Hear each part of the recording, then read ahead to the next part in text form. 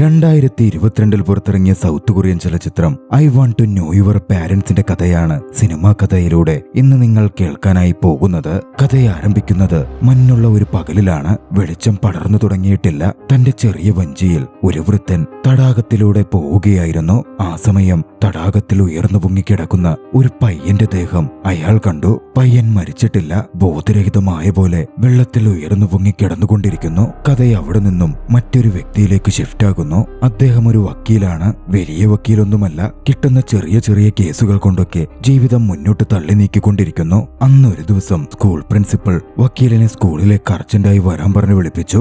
മകന്റെ സ്കൂളിലെ പ്രിൻസിപ്പളാണ് വിളിച്ചത്. വക്കീൽ വേഗത്തിൽ സ്കൂളിലേക്ക് എത്തി. വക്കീലിന്റെ മകൻ പഠിക്കുന്ന സ്കൂൾ ആ ചുറ്റുവട്ടത്തുള്ളതിൽ വെച്ച് ഏറ്റവും വലിയ സ്കൂളുകളിൽ ഒന്നാണ്. സമ്പന്നരുടെ മക്കൾ മാത്രം പഠിക്കുന്ന സ്കൂൾ. തന്റെ മകൻ നല്ല രീതിയിൽ പഠിച്ച് വലിയ നിലയിൽ എത്തണമെന്ന് ആഗ്രഹിച്ചായിരുന്നു. തന്റെ കഴിവിനേക്കാൾ മേലെയാണെങ്കിലും വക്കീൽ മകനെ ആ സ്കൂളിൽ വിട്ട് പഠിപ്പിച്ചത്. ധൃതിയിൽ വക്കീൽ സ്കൂളിലെത്തി. അപ്പോഴാണ് അറിയുന്നത് വക്കീലിനെ മാത്രമല്ല പ്രിൻസിപ്പൽ വിളിച്ചിരിക്കുന്നത്, വേറെ 3 കുട്ടികളുടെ പാരന്റ്സിനെ കൂടി പ്രിൻസിപ്പൽ വിളിച്ചു വരുത്തിയിട്ടുണ്ട്. വന്നിരിക്കുന്ന പാരന്റ്സിൽ ഒരാൾ ഡോക്ടറായിരുന്നു. 2 പേർ ഒരു വിദ്യാർത്ഥിയുടെ മുത്തശ്ശനും മുത്തശ്ശിയുമാണ്. പിന്നെയുള്ള ഒരു കുട്ടിയുടെ പാരന്റ് ആ സ്കൂളിൽ തന്നെ പഠിപ്പിക്കുന്ന ഡീനാണ്. എല്ലാവരും പരസ്പരം നോക്കിയിരിക്കാൻ തുടങ്ങി. എന്തിനാണ് തങ്ങൾ വിളിപ്പിക്കപ്പെട്ടിരിക്കുന്നത് എന്ന് അവർക്കാർക്കും ഒരെത്തും പിടിയും കിട്ടുന്നുണ്ടായിരുന്നില്ല. പിന്നാലെ അവർ കാത്തിരിക്കുന്ന മുറിയിലേക്ക് സ്കൂൾ പ്രിൻസിപ്പളും മറ്റൊരു ലേഡിയും കൂടി കടന്നു വന്നു. ആ ലേഡി അവിടുത്തെ ടീച്ചറാണ്. പ്രിൻസിപ്പൽ പാരന്റ്സിനോട് സംസാരിക്കാൻ തുടങ്ങി. നിങ്ങളെയൊക്കെ വിളിച്ചു വരുത്തിയതിനു പിന്നിൽ ഒരു പ്രധാന കാര്യമുണ്ട്. രാവിലെ പോലീസ് വിളിച്ചിരുന്നു.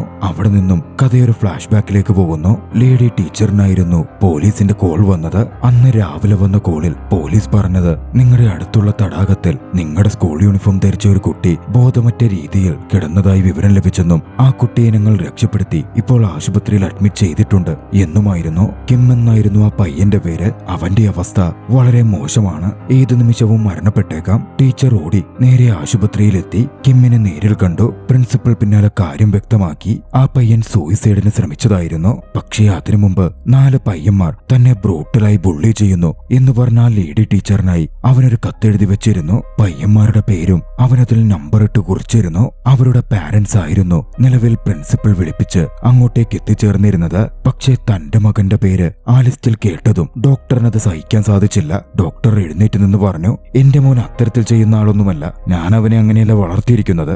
ഏതോ ഒരു പയ്യൻ ചാവാൻ പോയി എന്റെ മകന്റെ പേര് അതിൽ എഴുതി വെച്ചെന്ന് പറഞ്ഞാൽ അവനെങ്ങനെ കുറ്റക്കാരനാകും? നിങ്ങൾക്കെങ്ങനെ അത് പറയാൻ സാധിക്കും? പക്ഷേ വക്കീലിന് കുറച്ചുകൂടി കാര്യബോധമുണ്ടായിരുന്നു. തങ്ങളുടെ മക്കളുടെ മേൽ ആരോപിക്കപ്പെട്ടിരിക്കുന്ന കുറ്റം, അതിനുള്ള ഒരേ ഒരു തെളിവ് ആ കത്ത് മാത്രമാണ്. ആ കത്ത് ആ ലേഡി ടീച്ചറുടെ പക്കൽ നിന്നും എങ്ങനെയും വാങ്ങി പ്രിൻസിപ്പലിനെ ഏൽപ്പിക്കണം. ബാക്കി കാര്യങ്ങൾ എന്നിട്ട് പ്രിൻസിപ്പലും ഒന്നിച്ച് ഡീൽ ചെയ്താൽ നമ്മുടെ മക്കൾക്ക് ആപത്തൊന്നും വരില്ല. വക്കീൽ മറ്റ് പാരന്റ്സിനോട് കാര്യങ്ങൾ പറഞ്ഞ് ബോധിപ്പിച്ചു. അവർ പ്രിൻസിപ്പലിനോടും അക്കാര്യം ഡിസ്കസ് ചെയ്തിരിക്കണം. അതുകൊണ്ട് തന്നെ പ്രിൻസിപ്പൽ ആ ലേഡി ടീച്ചറെ വിളിപ്പിച്ച് സ്കൂൾ റൂൾസ് പ്രകാരം കുട്ടികൾ ടീച്ചർമാരെ എന്തെങ്കിലും ഏൽപ്പിച്ചാൽ അത് പ്രിൻസിപ്പലിനെ ഏൽപ്പിക്കണമെന്നുണ്ട്. അതുകൊണ്ട് നിങ്ങളുടെ കയ്യിൽ ഏൽപ്പിച്ച ആ ലെറ്റർ എന്റെ കയ്യിലേക്ക് തന്നോളൂ പ്രിൻസിപ്പൽ അവരോട് പറഞ്ഞു. പ്രിൻസിപ്പൽ ആ ലെറ്റർ വാങ്ങിവെച്ചു. പിന്നാലെ പാരന്റ്സ് ഒക്കെയും തങ്ങളുടെ മക്കളെ വിളിച്ച് കാര്യങ്ങൾ തിരക്കുകയായിരുന്നു. ഡോക്ടറുടെ പയ്യൻ പറഞ്ഞു, ഇല്ലപ്പാ, ഞാൻ അങ്ങനൊന്നും ചെയ്തിട്ടില്ല. എനിക്കെന്ത് കാര്യമിരിക്കുന്നു? അത് പറയുമ്പോൾ അവനൊരു കൂസലും ഉണ്ടായിരുന്നുമില്ല. വക്കീലും തന്റെ മകനെ വിളിച്ച് കാര്യം തിരക്കി. അവൻ പറഞ്ഞു, അപ്പാ, ഞാനും രാവിലെ ഇതൊക്കെ കേട്ടായിരുന്നു. എനിക്കും അതും തമ്മിൽ ഒരു ബന്ധവുമില്ല. എന്താ നടക്കുന്നതെന്നും എനിക്കറിയില്ല. പക്ഷേ വക്കീലായതുകൊണ്ട് തന്നെ സ്വന്തം മകനെയും കണ്ണടച്ച് വിശ്വസിക്കാൻ അദ്ദേഹം ഒരുക്കമായിരുന്നില്ല.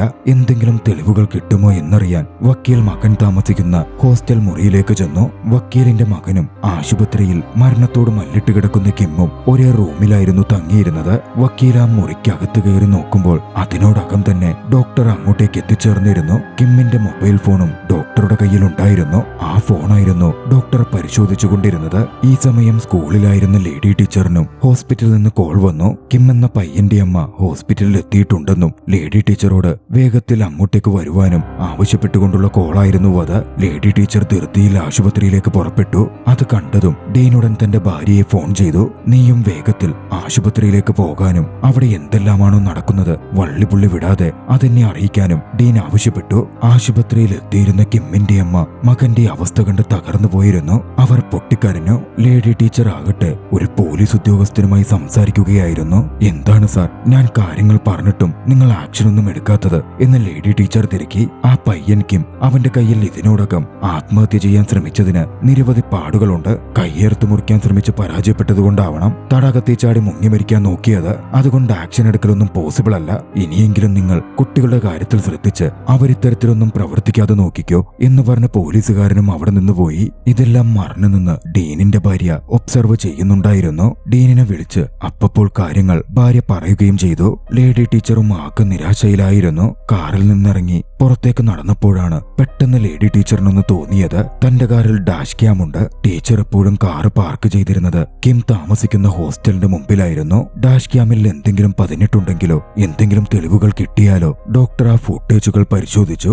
അതിൽ നിന്ന് 2 ദൃശ്യങ്ങൾ കിട്ടി. കിം രാത്രി 2 മണിക്ക് ഹോസ്റ്റൽ വിട്ട് നടന്നിറങ്ങി പോകുന്നതും കിം പോകുന്നത് ജനലിലൂടെ വക്കീലിന്റെ മകൻ നോക്കി നിൽക്കുന്നതുമായ ദൃശ്യമായിരുന്നു അത്. മറുവശത്ത് വക്കീലും ഡോക്ടറും കൂടി കിമ്മിന്റെ ഫോണും എടുത്ത് ഒരു ഫോൺ റിപ്പയർ ഷോപ്പിൽ എത്തിയിരിക്കുകയായിരുന്നു. കിമ്മിന്റെ ഫോൺ ലോക്കായതുകൊണ്ട് അതെങ്ങനെയെങ്കിലും അൺലോക്ക് ചെയ്യാൻ സാധിക്കുമോ എന്നറിയാനായിരുന്നു അവരുടെ വരവ്. അതിനുള്ളിൽ എന്താണുള്ളത് എന്നവർക്ക് അറിയണമായിരുന്നു. തെളിവുകൾ ഉണ്ടെങ്കിൽ അത് നശിപ്പിക്കുകയും വേണം. ഒരു തരത്തിൽ അവർ അവിടെ നിന്ന് ഫോൺ അൺലോക്ക് ചെയ്ത് സംഘടിപ്പിച്ചു. ശേഷം ആ ഫോണിനകത്ത് എന്താണുള്ളത് എന്ന് പരിശോധിക്കാൻ തുടങ്ങി. നോക്കുമ്പോൾ അതിനകത്തൊരു വാട്സപ്പ് ഗ്രൂപ്പ് ചാറ്റ് ഉണ്ടായിരുന്നു. അതിൽ വക്കീലിന്റെ മകനൊഴിച്ച് ബാക്കി 3 പേരും കിമ്മിന്റെ അടുത്ത് വളരെ മോശമായ രീതിയിലും മറ്റും ചാറ്റ് ചെയ്തിരുന്നു.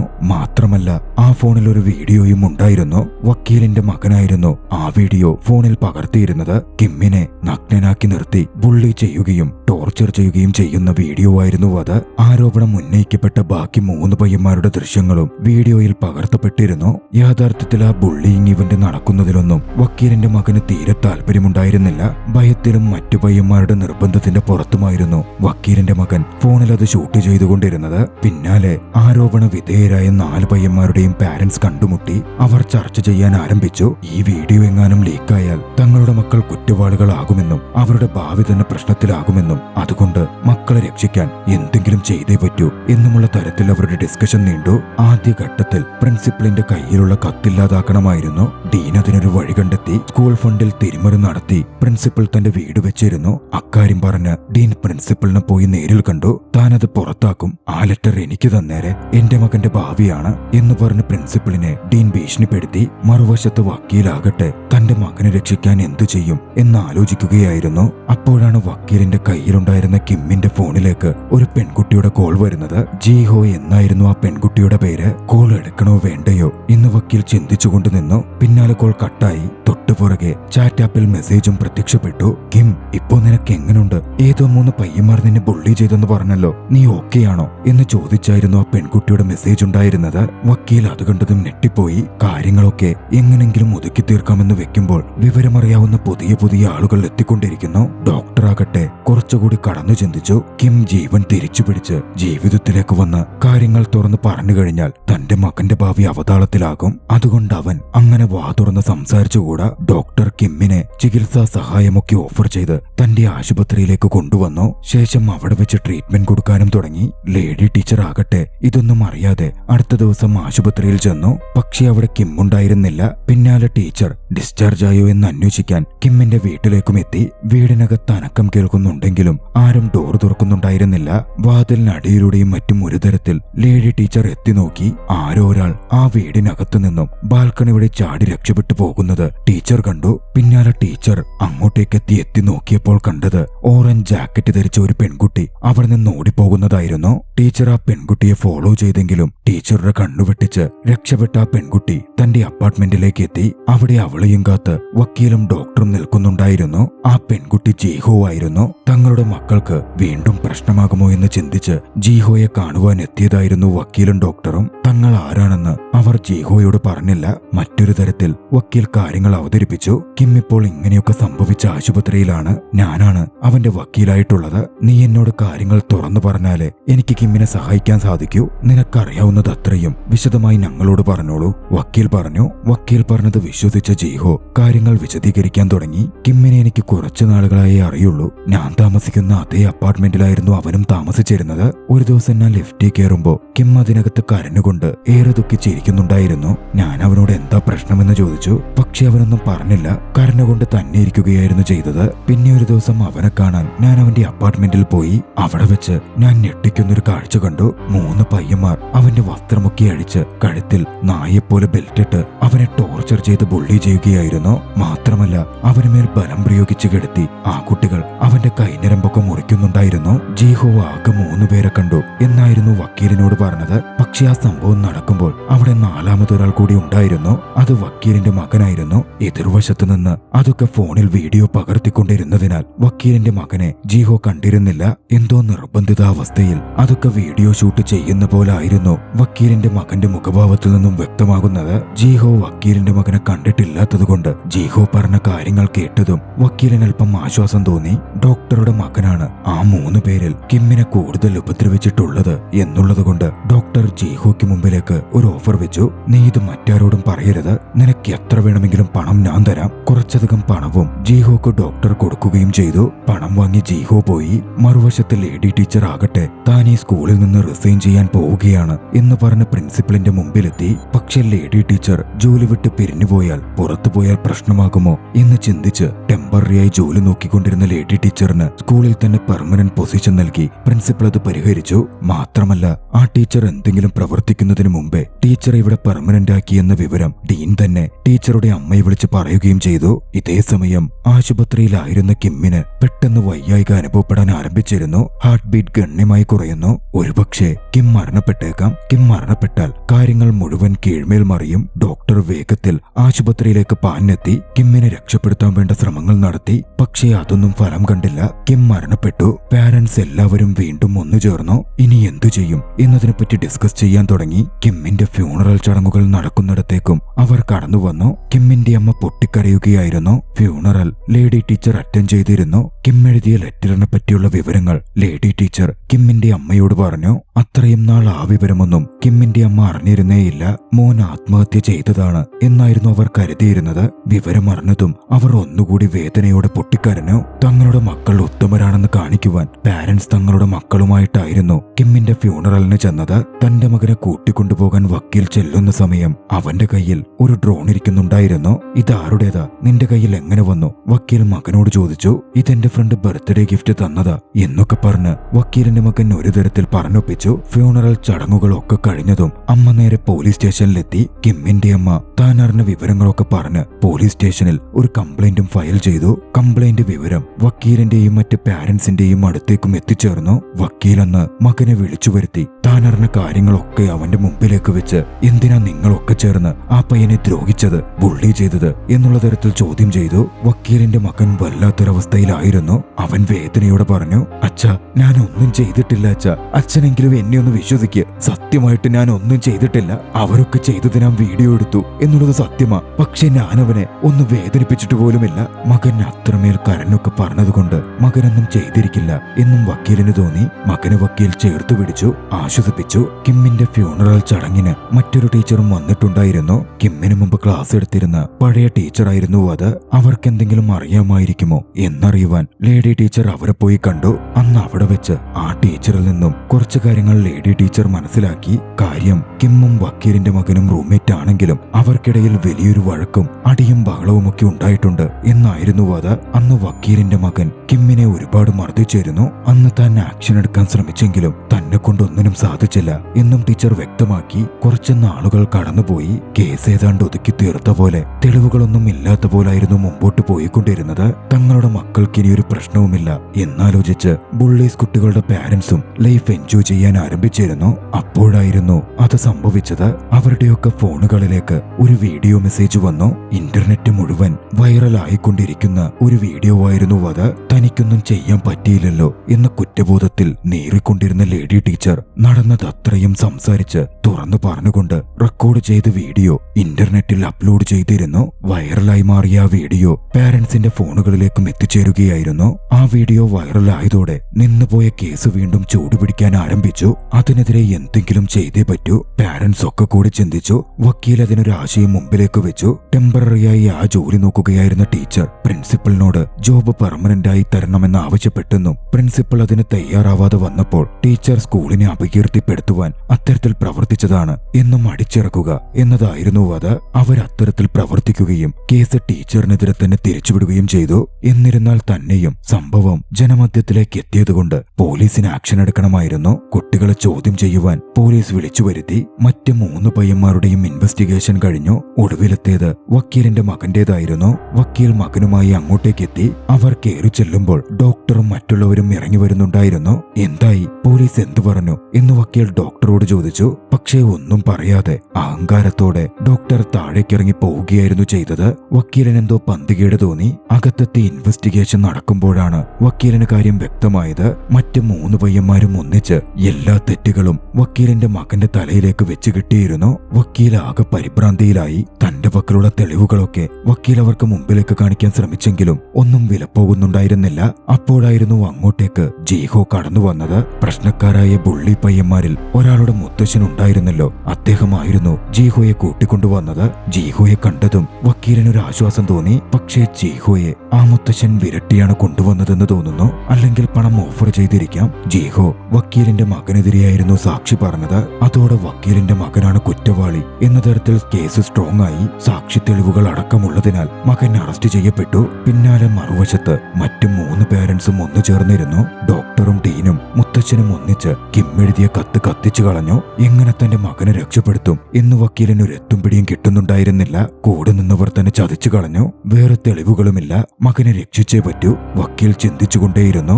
മലമുകളിൽ നിന്ന് ചാടിയാണ് കിം ആത്മഹത്യ ചെയ്തിരിക്കുക എന്നുള്ള സൂചന ഉണ്ടായതിനാൽ അങ്ങോട്ടേക്ക് വക്കീൽ കടന്നു ചെന്നു.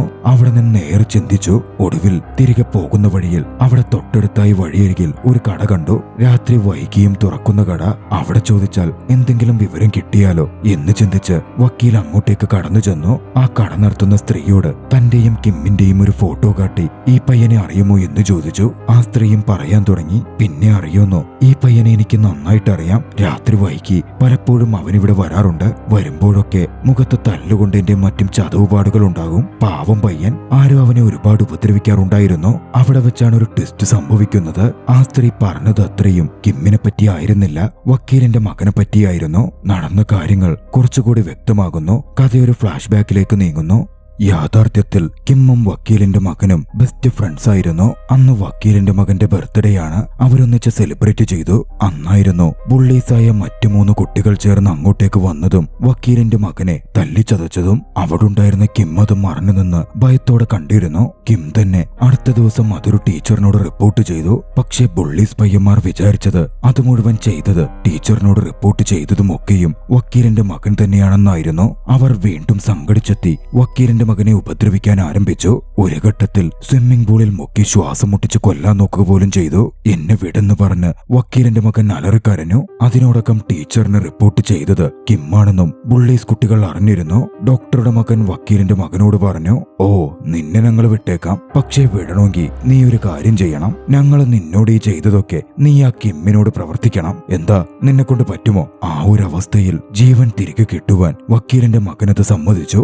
അങ്ങനായിരുന്നു വക്കീലിന്റെ മകൻ പോയി കിമ്മിനെ ഇടിക്കുന്നത്. വിവരങ്ങൾ അറിഞ്ഞതും വക്കീൽ നേരെ ലേഡി ടീച്ചറെ കാണുവാൻ പോയി. താൻ അറിഞ്ഞ കാര്യങ്ങൾ അത്രയും ലേഡി ടീച്ചറോട് പറഞ്ഞു. പക്ഷേ ലേഡി ടീച്ചറുടെ മറുപടി ഇപ്രകാരമായിരുന്നു, അതൊന്നും എനിക്കറിയില്ല. കിം മരിക്കുന്നതിന് മുമ്പ് എഴുതി തന്ന ലെറ്ററിൽ നിങ്ങളുടെ മകന്റെ പേരുമുണ്ടായിരുന്നു. അതുകൊണ്ട് അവൻ എന്തെങ്കിലും ഉറപ്പായും ചെയ്തിട്ടുണ്ടാകും. മറുവശത്ത് കേസ് വിചാരണയ്ക്ക് വരുന്നതുകൊണ്ട് ബുള്ളീസ് പയ്യന്മാരുടെ പാരന്റ്സ് ഒന്നു ചേർന്നിരുന്നു. ജീഹോയെയും അവർ വീട്ടിലേക്ക് വിളിച്ചു വരുത്തി. ജീഹോക്ക് ഒരുപാട് പണവും മറ്റും അവർ ഓഫർ ചെയ്യുകയും കോടതിയിൽ വരുമ്പോൾ എങ്ങനെ സംസാരിക്കണം എന്നുമൊക്കെ ട്രെയിനിങ് കൊടുക്കാനും ആരംഭിച്ചു. ഇതിനിടയിൽ മുത്തശ്ശൻ അല്പം പരിധി വിട്ടിരുന്നു. കുറച്ച് കാർക്കശ്യത്തോടെ നീ അങ്ങനെ ചെയ്തേ പറ്റൂ എന്നൊക്കെ ജീഹോയോട് പറഞ്ഞതും ജീഹോ ദേഷ്യത്തിൽ ചാടി എഴുന്നേറ്റു. നിങ്ങളെന്താ എന്നെ പറ്റി വിചാരിച്ചേ? ഞാനെന്താ നിങ്ങളുടെ അടിമയാണെന്നോ? നിങ്ങൾ പറയും പോലെ അങ്ങോട്ടും ഇങ്ങോട്ടും നടക്കാനും പറയാനും ഒക്കെ എല്ലാത്തിനും ഒരു പരിധിയുണ്ട് കേട്ടോ. മുത്തശ്ശി ജീഹോയെ സമാധാനിപ്പിച്ചു. ഒന്ന് ശാന്തമാക്കാൻ അടുത്തുള്ള കടയിലേക്കും കൂട്ടിക്കൊണ്ടുപോയി. കടയുടെ മുമ്പിൽ നിൽക്കുകയായിരുന്ന ജീഹോയെ അവിടെ നിർത്തി.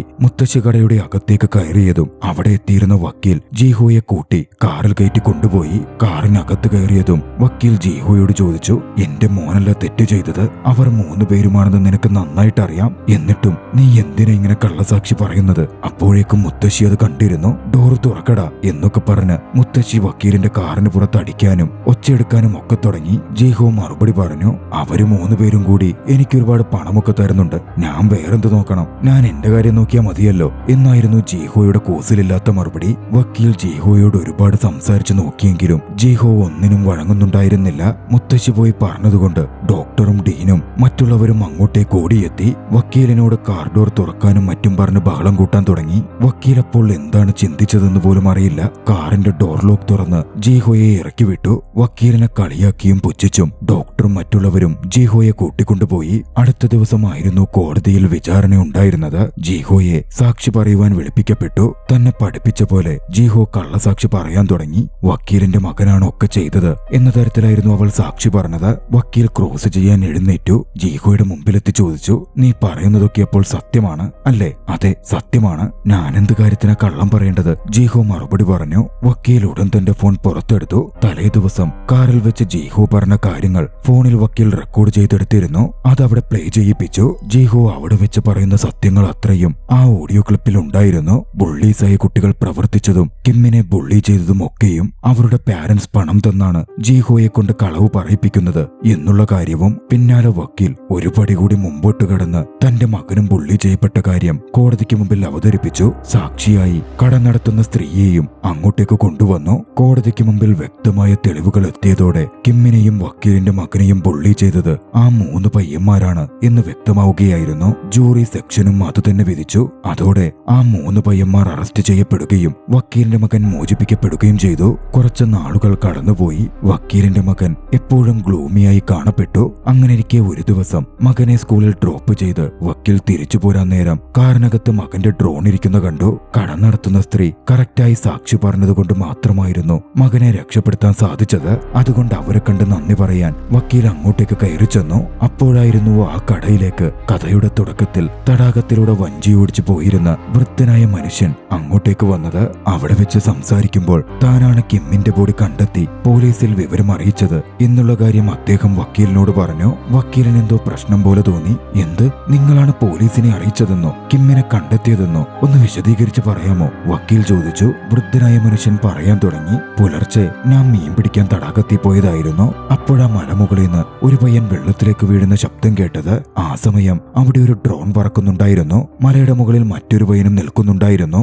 അത് കേട്ടതും വക്കീൽ വല്ലാതെ ഷോക്കായി. കാറിലേക്ക് പോയ വക്കീൽ കാറിലിരുന്ന മകന്റെ ഡ്രോൺ എടുത്ത് അതിന്റെ മെമ്മറി കാർഡ് ഊരിയെടുത്തു. ശേഷം ആ മെമ്മറി കാർഡിലുള്ള വീഡിയോസ് പ്ലേ ചെയ്തു നോക്കാൻ തുടങ്ങി. കിമ്മെന്ന് ആത്മഹത്യ ചെയ്യുവാൻ ഉറപ്പിച്ച് ഹോസ്റ്റലിൽ നിന്ന് പോകുന്നത് കണ്ട വക്കീലിന്റെ മകൻ കിമ്മിന് പിന്നാലെ ഡ്രോൺ പറത്തി അവനെ ഫോളോ ചെയ്ത് ചെന്നിരുന്നു. കിം ആത്മഹത്യ ചെയ്യാൻ പോകുന്ന കണ്ടതും അവനെ തടഞ്ഞു നിർത്തി വക്കീലിന്റെ മകൻ അവനെ ചോദ്യം ചെയ്തു. നീ എന്താടാ ബീരുവിനെ പോലെ ചാവാൻ പോകുന്നേ? കിം പറഞ്ഞു, നീ എന്റെ ബെസ്റ്റ് ഫ്രണ്ടാ, എന്നിട്ടും ആ പോലീസിന്റെ വാക്ക് കേട്ട് നീ എന്നെ തല്ലി. ഞാനല്ലടാ ബീരു, നീയാ ബീരു. അത് അവർക്കിടയിൽ വാക്കുതർക്കം ഉണ്ടാക്കുകയും അതൊരു ഫൈറ്റിലേക്ക് മാറുകയും ചെയ്തു.